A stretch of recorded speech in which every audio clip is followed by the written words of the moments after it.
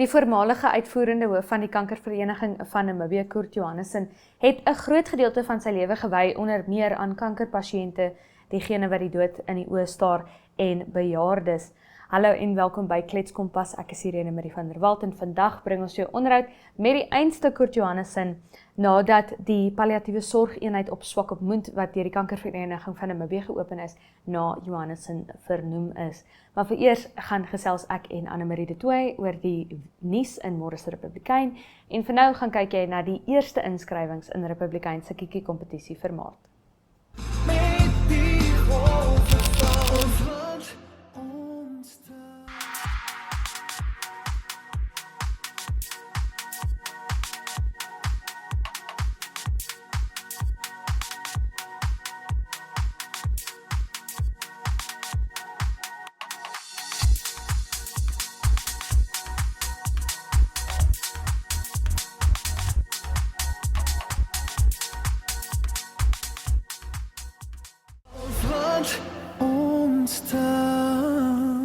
Annemarie de Tooy saam met my in die Klets Kompas ateljee op ons laaste episode van Klets Kompas vir hierdie week. Annemarie, hoe gaan dit? Klein Saterdag. Klein Saterdag. Klein Saterdag. Indien niks anders nie. We'll always have Klein Saterdag. Ja, we are nothing if not consistent. Ons is niks as ons nie consistent is nie. Ja, maar in Môre se Republikein natuurlik weer kolligblad op die agterblad. Lekker vermaaknuus daar, jy het geskryf oor ballet. Ja, die Nasionale Balletskool, die Nasionale Balletskool van Namibië, ekskuus, doen van die 11de tot die 14de Maart 'n produksie van Peter Pan, waar hulle die kyker reguit nooit gedag toe vat. Ek dink dit gaan baie opwindend wees. Hulle het die hele balletskool betrokke, van die 5-jariges wat hulle jongste is, tot hulle oudste senior dansers, en dan natuurlik 'n danser van die Kaapse Ballet en 'n danser van die Johannesburgse Ballet wat ook kom om deel te neem aan die produksie. Ja, ek het nooit besef ons het 'n nasionale balletskool nie. Ek ook nie. Ek het iets geleer Ek is nie alleen nie. Ek het iets geleer die week. Ek het geweet ons het balletskole, maar ek het nie geweet ons het so 'n ernstige hierdie is in Namibië se balletskool nie. Ja, maar dit was ek is nogal opgewonde. Ek dink ek gaan definitief 'n draai gaan maak daarso, if for nothing else vir kollig. Maar ek het ballet gedans toe ek jonger was en Peter Pan is een van my gunsteling produksies. So ek is baie opgewonde om dit te gaan kyk en dit klink baie belovend. En kan jy imagine daai 5-jariges met hulle klein toetoetjies wat net daar rond dwaal en spin en ek is baie opgewonde. Ja, ek wou nou gaan in jou balletervaring en hier is nou natuurlik jong kinders wat ballet doen. Hoe dink jy dra so iets by tot iemand se lewe? Vir my ballet het vir my ongelooflike dissipline geleer. Dit is 'n dansvorm wat ek dink jy moet ongelooflik gedissiplineerd wees in alle aspekte van jou lewe. Tannie Sharon van 'n Vyver was my balletjuffrou. Dit bly my tot vandag toe by. Sy was ongelooflik kwaai geweest, maar oor goed soos as jy laat was vir klas, het sy jou buite toegesluit. Ongeag of jou mamma betaal het vir daai klas of nie, as jy laat was, het sy jou toegesluit. Die manier hoe jy jou tone punt, en ook vir liggaamsontwikkeling is dit baie, baie belangrik. Ek hoor altyd, ek het baie groot kuite, en ek wil vir Tannie Sharon vir dit ook dankie sê, maar dit bou spiere in jou, en dit werk spiere in jou, wat jy nie eers noodwendig geweet het gewerk kan word nie. Ja. So ek dink, fisiek en emosioneel, laat dit jou met baie lewenslesse. Ek sê altyd, dit is die een ding waaroor ek die spytste is, dat ek het opgehou doen het, want toe ek opgehou ballet doen het, toe is daai selfdissipline ook net by die venster uit. Maar ja, ongelooflik belangrik, ek dink, dit in gimnastiek. Ek dink as jou kind nie wil ballet dans nie, is gimnastiek die volgende beste ding wat jy kan doen. Dit help vir soepelheid, dit help net vir ontwikkeling op soveel vlakke. Ja, so gepraat van, ons het gister op Klets Kompas gepraat van nuwe Maart, nuwe ek. Ja. So jy kan nog terugkeer na ballet toe. Ek sê maar net, ons weet nou daar's 'n nasionale balletskool, ons het dit nou vandag geleer. Ek kan nie so baie nuwe dinge in Maart doen nie, en wow. Die 9 April ook. Ja, 9 April? 9 April is nuwe ook ek. 9 April nuwe ballet ek. Ja. dit is waar ons dit los vir nou. Ja. En dan ook in kollig 'n berig oor Hoort, spesifieke slypskool deur diegene wat betrokke is by Hoort, Johan Slabbert, Konrad Raal, Stephanie Baartman. Geweldige bekende name, Afrikaanse name, wat 'n slypskool gaan aanbied, wat hoofsaaklik gemik is op skoolgaande jeug, hier in Windhoek by die Windhoek Afrikaanse Privaat Skool, Stephanie wat natuurlik gaan praat oor toneelspel, Konrad bietjie meer oor dit waarin hy ervare is, wat nou klavier en musiek is, en dan ook Johan Slabbert wat woord geskryf het, wat dan nou bietjie gaan praat oor hoe om 'n toneelstuk te skryf. En dis iets waarvoor ek moet sê, ek is baie dankbaar vir my werk in hierdie oomblikke, want alhoewel dit vir skoolkinders hoofsaaklik is, gaan ek daarso wees. Ja, ek dink 'n mens En kan ek gaan dit so kan baie ervaar. leer. Maak nie saak wat se ouderdom jy is nie. Ek meen, as jy na Stefanie kyk spesifiek en ek wil glad nie van Konrad of Johan wegvat nie, maar vir my en vir die lyn waarin ek wil hê my beroep moet gaan, is dit vir my so belangrik om by Stefanie te kan leer en om 'n spons te gaan wees daar. En natuurlik glo ek mos mense is nooit te oud om iets nie te leer nie. Ek meen Henry het gaan na die slypskool toe want sy wil meer leer. So ek dink net dit is so ongelooflik en dan natuurlik die feit dat hulle dit gratis doen. Daai ontwikkeling vir nie net Namibiese jeug nie, maar Namibiese TV, Namibiese mense, Namibiese toneelspel om by iemand met soveel ervaring te kan leer, weet Stephanie, Johan of Konrad. Ek meen almal in hulle afsonderlike velde, maar dit is so ongelooflike geleentheid vir ons om te leer. Ek weet Maizou het gesê hulle gaan die interns ook stuur om daar te gaan leer, want maak nie saak hoe oud jy is nie. By so iets dink ek is daar altyd iets wat jy kan wegvat. Ja, ek dink al is dit nie noodwendig iets wat jy gaan gebruik nie. Ek dink of wat jy dink jy gaan gebruik nie. Hierdie tipe dinge het 'n manier om weer op te duik, 'n bietjie later, jy weet. En dis ek dink die ding van kennis en ervaring is jy weet nooit of jy dit gaan nodig hê nie. Ek self, jy ook 'n student nou.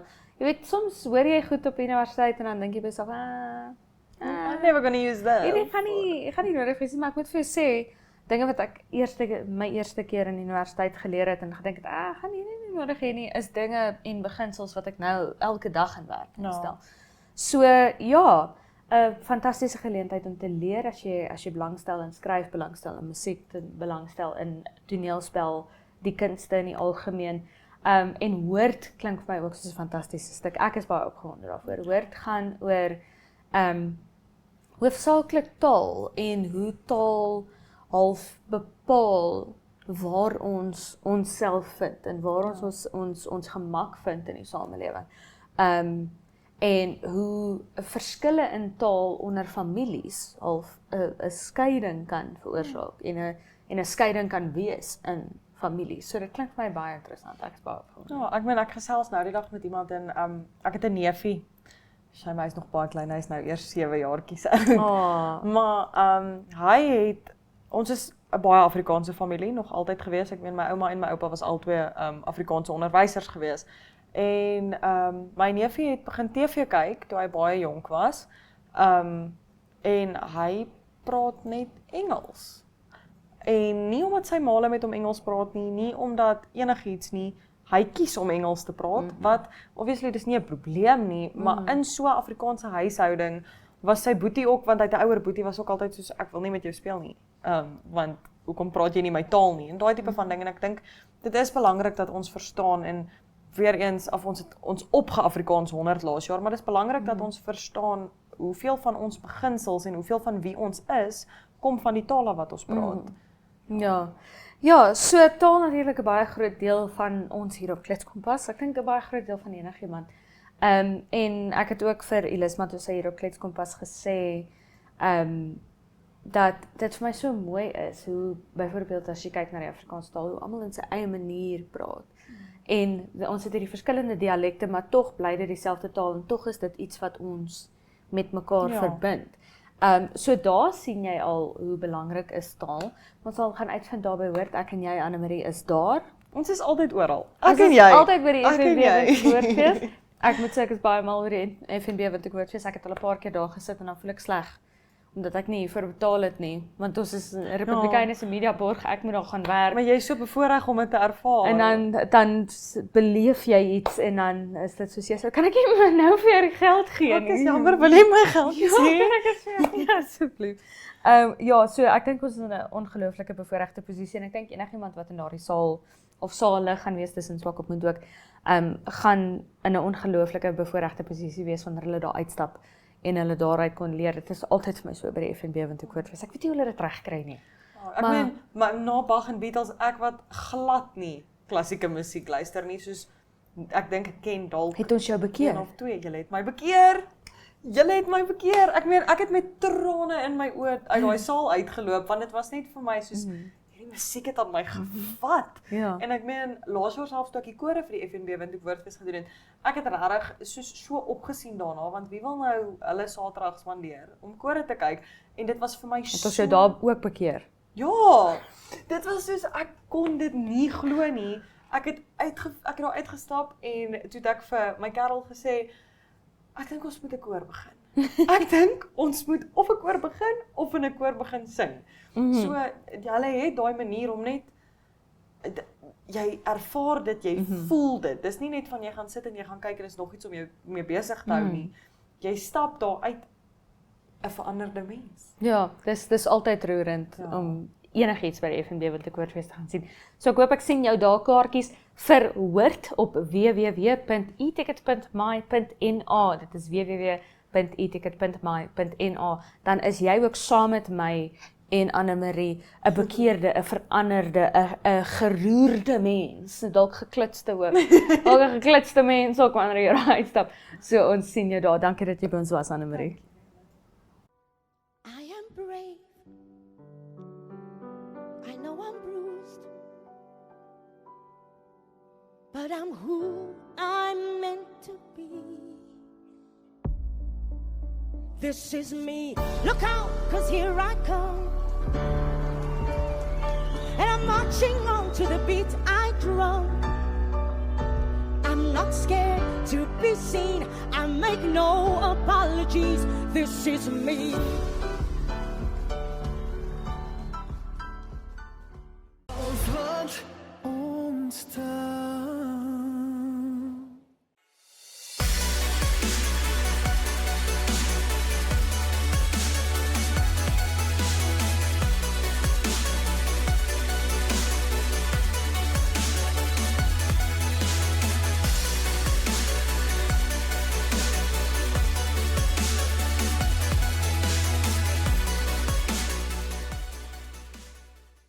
Wat ontstaan.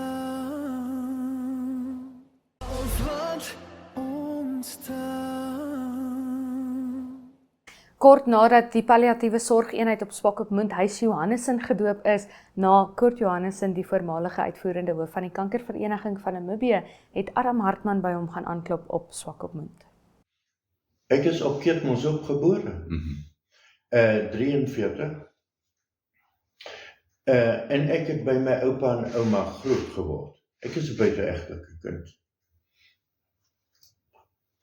In my boek ook Oneindig dankbaar, het ek dit ook gesê, dat ek 'n buiteegtelike kind is in die man wat daarna gekyk het en gesê, do you want to write it like that? I said, yes. It's not a disgrace anymore. So ek was op Keetmonshoop my hele lewe lank en ek was altyd, soos ek sê, by ou mense betrokke in die huis. Ek weet van hulle giere en geite en alles wat kom later. Ek het later ook, ek moes op standaard 8 uit die skool uitgaan om na die ou mense te kyk. Alhoewel ek 'n gratis 9 in matriek deur die onderwyspresent gekry het, of they offered it to me. Ek het nogtans begin werk, destyds by die spoorweg. Jy weet die ou mense het mos gesê, jy moet by die staat werk, of by 'n so inrigting. Nou ja, ek het daar begin baie lekker gewerk, heerlik gewerk, maar ek het na die ou mense gekyk. Ek het kos gekook, ek het vir hulle gesorg, was goed gedoen, en so het ek al meer en meer met ou mense betrokke geraak. En toe word my ouma baie siek, en hulle het haar Windhoek toe vervoer. En toe eendag toe kom my oupa en sê my oupa, ek moet asseblief vir my koffer pak, en ek moet 2 van alles pak in die huis, linne en so iets. Ek sê, hoekom? Ja, ek gaan ouer huis toe. Toe was sy alreeds daar. Jy weet Adam, dit was vir my erg, om die ou kerel op die trein te sit, het dit vir my gevoel, ek sit nou 'n bees, hy gaan nou slagpale toe. It was bad. Ja. Onthou, ek was destyds 'n chokkertjie, of jong, nie meer 'n chokkertjie. En daar was hulle in die ouerhuis, waar ek nog meer met ou mense betrokke gaan. Ja. En Irene, my vrou, het ek daar ontmoet, en ons is ook getroud. So sy kom ook uit so 'n environment. Ek het elke maand, 2 dae, elke tweede naweek het ek Windhoek toe gery, nog op die ou spoorwegstelsel, PTO, en ek het net 'n kwart vir 'n kaartjie betaal. Verstaan jy? So, en ek moes na die ou mense kom kyk. Ja. Soos ek sê, hulle is toe later oorlede, albei, ek in Windhoek begrawe, en daar het ek Irene, my vrou, ontmoet, en ons is in 64 getroud. Ons is nou hierdie jaar Godfrey, 62 jaar getroud. Wow. Ek is toe later Lutheran's toe verplaas, en daar het ek werk verander na Toyban Colson, 'n groothandelaar, en ek was 'n rep vir 18 jaar, in die hele suide, ek het die hele suide bedien. Ek is later weer terug Keetmanshoop toe, nog steeds vir Toyban Colson, en toe het hulle my oorred om vir die Stadsraad te staan. Daar het ek toe amper 9 jaar gedien, 2 termyne as onderburgemeester en 5 termyne as burgemeester. Op daardie stadium was ek die eerste gebore Keetmanshoop kind wat toe die ambt bekleed. En so het ek al meer en meer ook betrokke geraak tussen ou mense. Ek het toe die ou mense en die versiering van die dorp as my stokperdjie gevat. Ek het na al die ou mense gegaan, Ouerhuis, De Lot, veral as hulle sê 85, 90 geword het, was ek by elke ou mens betrokke. Ja. Ek het na hulle toe gegaan, en die ding is, Adam, jy het almal geken. Ja. Dit was 'n voorreg, En reeds daar, moet ek eerlik sê, het ek al gehelp, baie mense die laaste pad loop, where you can die in dignity. And it's not everybody that's got this passion, tender, loving care. En dis die grootste verpleging aspek wat baie mense vergeet. Jy kan hoe goed wees, maar as daar nie liefde en tender, loving care by is, forget it. En reeds daar het ek al baie mense, was ek by hulle sterfbed, ek kon hulle oë toedruk. So it was not easy, but it was a privilege, baie groot voorreg. Why would you say that? Why would you call it a privilege? I think that not everybody's got that privilege. Some people don't want to have anything to do with death and dying. That is very important, and that's why this institution, this house, which now carries my name, the family's name, is a great honor, is a baie groot eer. And every family, elke familie, hoort eintlik voor die tyd al met mekaar te gesels. Kyk, vroeger, Adam het ons nie gepraat van kanker nie. Jy het gesê, hulle het daai siekte. En daai man het daai manlike siekte. Vandag sê ons prostaatkanker, borskanker, ons praat openlik oor kanker asof ons 'n koek bak in 'n kombuis. Vroeger jare, toe ek begin het, was dit eintlik 'n taboe storie. Niemand het dit gewaag om te sê. Vandag is dit 'n voorreg, ons kan daaroor praat. En elke familie waar 'n geliefde, ek wil amper sê, voordat iemand siek word, hoort jy te weet, wat is elke pasiënt, wat is elke familielid se idee oor doodgaan. Wat word van my? Wat wil ek hê? Wil ek veras word? Wil ek begrawe word? Moet daar 'n kerkdiens wees? Moet daar nie 'n kerkdiens wees? En sulke dinge. Vandag,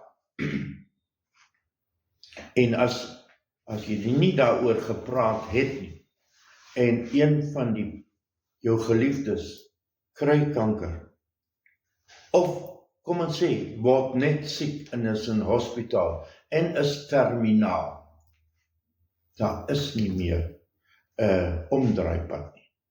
Dan moet 'n mens, jy moet die moed hê, en as jy nie die guts het om dit self te doen nie, dan kry 'n predikant, kry iemand wat in daai rigting werk en vra om jou te vergesel. Dat jy nie dit alleen doen nie. As hierdie 10 beddens vol is, kan ek vir jou sê, dat 50% daarvan is eensaam en verlate. Behalwe die mense wat hier werk, tender, loving care, bereid is om my hand te vat.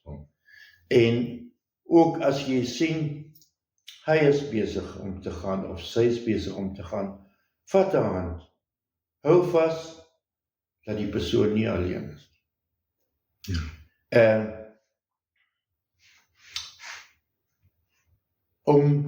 Om daai pad te loop, en daaroor te praat, is nie maklik.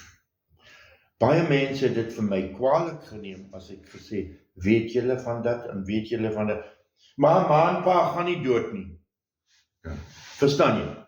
Hulle wil nie oor die dood praat nie, omdat hulle nog nooit as 'n familie, as 'n familieklan by mekaar gesit het en daaroor gepraat het. Maar ons kan lekker sit braai, en ons kan lekker sit Sondag maar se kos vreet, maar ons het nie die guts om daaroor te praat. Lekker. Julle moet praat oor die einde, asseblief. Why? Because it's so necessary. Because otherwise they come here and still they don't know what's going on. En die Erongo gebied kan trots wees dat die kankervereniging hierdie huis daar gestel het.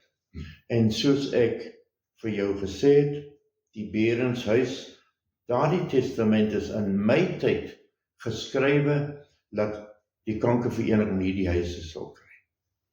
Ek was toe al op pensioen toe dit gebeur het. En die kankervereniging het goed gewerk en hulle het toe besluit om die 1/2 nou hierdie inrigting te maak. Dit is 'n voorreg wat baie dorpe nie het nie. En die Erongo gebied is 'n voorreg, en al dra dit my naam, dit gaan nie daaroor nie. Dit gaan oor die laaste waardige pad, 'n reis, wat elke pasiënt onderneem. And I wish them God's blessing. Daarmee die einde van vandag se episode van Kletskompas. Baie dankie dat jy by ons aangesluit het. Onthou, ons is volgende week weer op die kassie om 8 uur op Netwerk Televisie. Dit is DStv kanaal 285 en GoTV kanaal 25, as ook oneup2.com. Sou jy dit nie op die kassie wil hê nie, maar liewer aanlyn. Tot volgende week, is dit mooi bly.